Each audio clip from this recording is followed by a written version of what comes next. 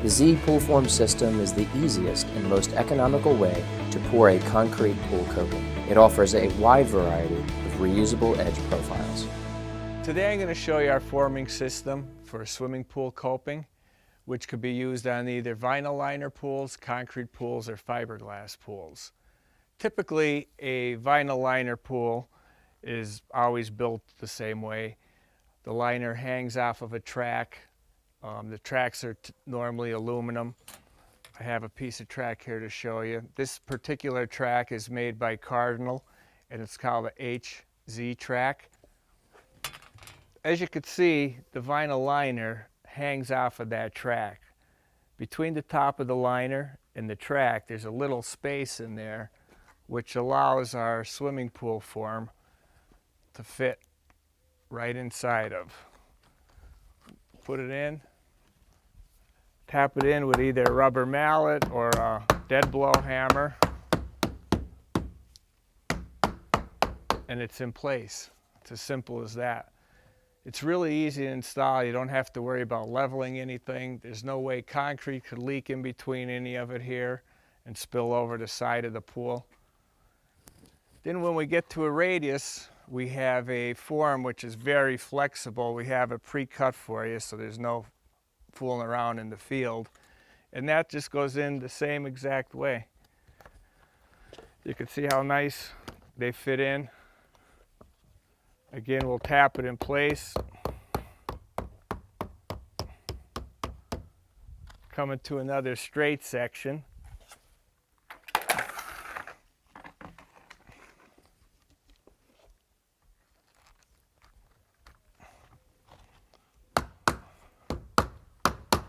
Anywhere where we're using a piece of radius form, if you notice, we have all the cuts. So obviously when we pour the concrete from the back side, it's going to leak through. So we have a vinyl tape here that's cut specially to fit right over the top of this. And it's really stretchy. It goes on really nice. Now the base for our forming system is in place. On top of the base we have a back piece, which again we make in 8-foot sections. We're going to start off with a flexible piece because we have a radius here. This just goes right over the top. We'll push it down almost all the way, but not all the way yet. Now since we're into a straight piece here, we're going to use a piece that is not cut, so it's still flexible but not quite as flexible. Put this in the same way. When we install these two, we like to leave a little gap here, about 1/8 to 1/4 of an inch to figure for expansion. Now that that's complete, we have form liners. This particular liner is our rock face liner. And you'll see when you look at it, it has a little notch in that's going to fit right into the top of our form over here, so it locks in place.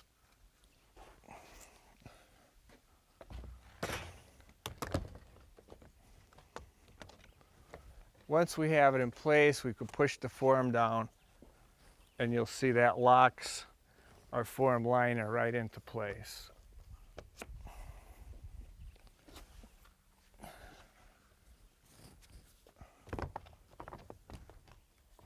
And it's that easy on a vinyl liner pool. You can see how sturdy everything is. And one of the really nice features with this is you could screed off the top of this form. You don't have to worry about the form crumbling up like typically a styrofoam form would. There's no ties that have to go back into the pool, no screws holding any tie wires. It simply hangs on by itself. On a concrete pool, the forming system is held in place by our receiver track. This is a non-notched receiver track, so it basically won't bend. We do sell a notched receiver track, which is very bendable. So the receiver track will just sit on top of the concrete. We'll drill holes in it right through the concrete, and we'll attach it with our 1-inch construction screws. These screws are actually multi-purpose heads. You could either use a Phillips tip or a square drive. Once the receiver track is firmly in place, we're going to put our base form on. It's going to go on the same exact way we put it on for the liner pool. Just tap it in.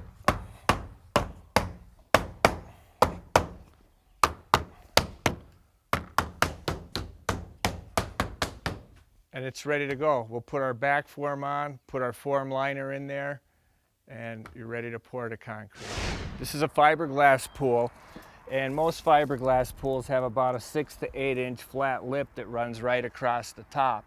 So in order to figure out where we're going to attach our receiver track, we're going to take a small piece of receiver track and a small piece of pool form, put them together, and we're going to now use this as a jig to mark the top of the pool wall so we know where to put that receiver track. We're just going to hold the receiver track against the pool wall, take our marker, and every now and then we'll put a black mark on top of the pool wall. Now we're going to use these marks as a guide to put our receiver track in. As you probably noticed, the top of fiberglass pools are never perfect. They always have some slight kinks in them. It's just the nature of the beast with a fiberglass pool. But by using our bendable receiver track, we could eliminate that by just rounding out any of those uneven surfaces we have on the sidewall. If we were to use a styrofoam form that were stuck to the sidewall of a fiberglass pool, obviously it's just going to mirror the shape that the pool already has. There's two ways to mount the receiver track to the top of a fiberglass pool. We could use our polyester mounting tape, which is my favorite, or it could be screwed down. Using the polyester mounting tape really simplifies the job. Just a matter of sticking it down. Now it's as easy as pulling off the backing on the tape and sticking the receiver track down. Using our marks we made earlier as a guide, keeping in mind any imperfections in the sidewall of the pool, we're going to straighten out with the receiver track.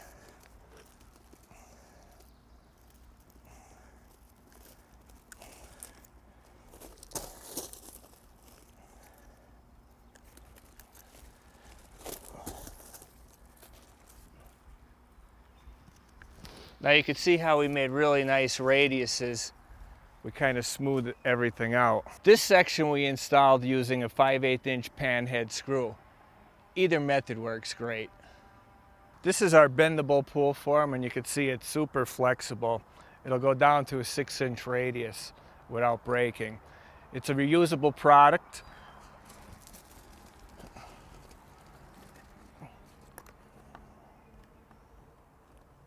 So I like to use a dead blow hammer. They work really nice.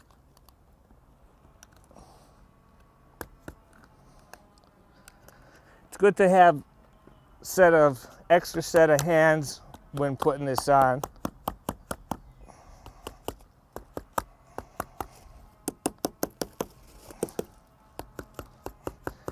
And you can see this is the section that I have the receiver track mounted down with the polyester tape, and there's no screws at all in here, and you can see how well that polyester tape holds.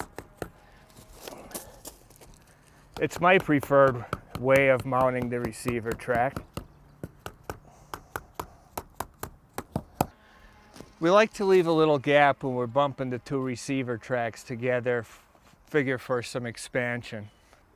After installing the base form of the pool form, because this is a flexible form, you'll see there's cuts every inch.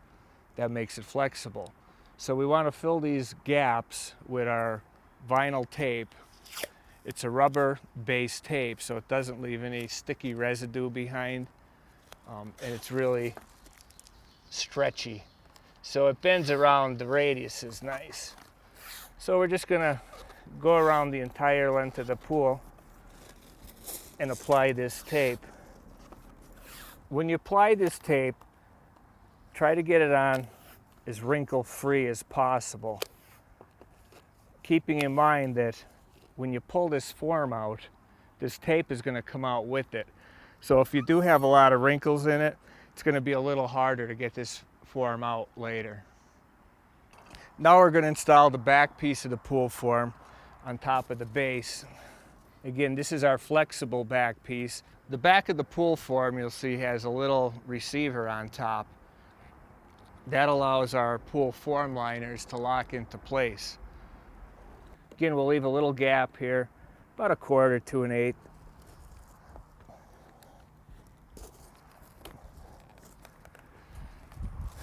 It's as simple as that.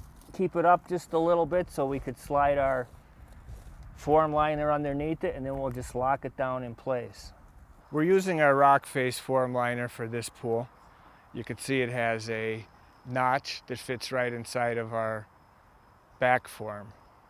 Locks it into place. So we just tuck it underneath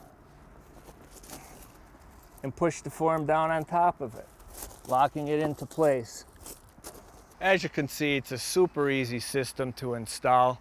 A 2-man crew put this whole form on in probably a little over an hour. What we are going to do here is we're going to leave our last piece of form off until tomorrow morning. The reason why we do that is it's going to be really hot today, and we will get some expansion with all of these products. That way in the morning we'll come, we'll put that last piece of form liner in, tighten everything up, and ready to pour. The concrete contractor now is dusting the forms with a colored powder release. We'll be ready to pour.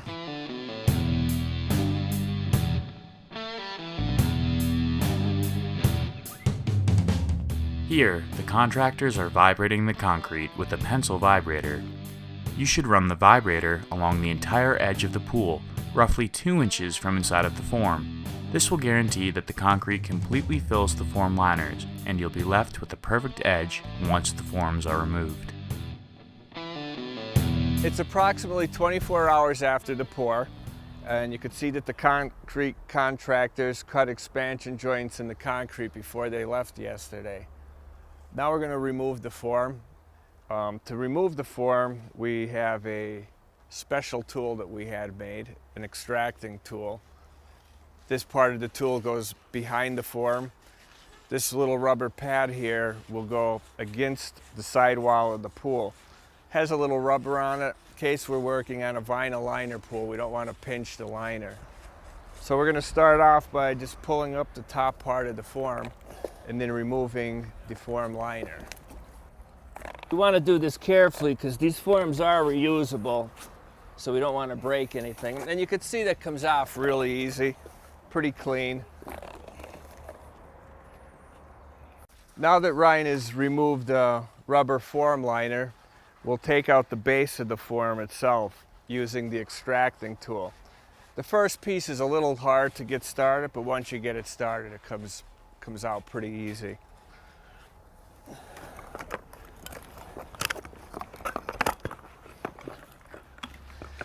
You can see once it starts coming out, it comes out really easy. All right, we just removed the last form. We have 110 lineal feet of form here. It took 15 minutes. As you can see, we have a perfect rock face edge. We also have a variety of other form liners to choose from. Keep in mind these forms are reusable, so you want to pull the tape off them, clean them out. You'll get many, many uses out of them. Also, at the end of the job, you're not going to be left with 10 contractor bags full of styrofoam that has to be hauled away.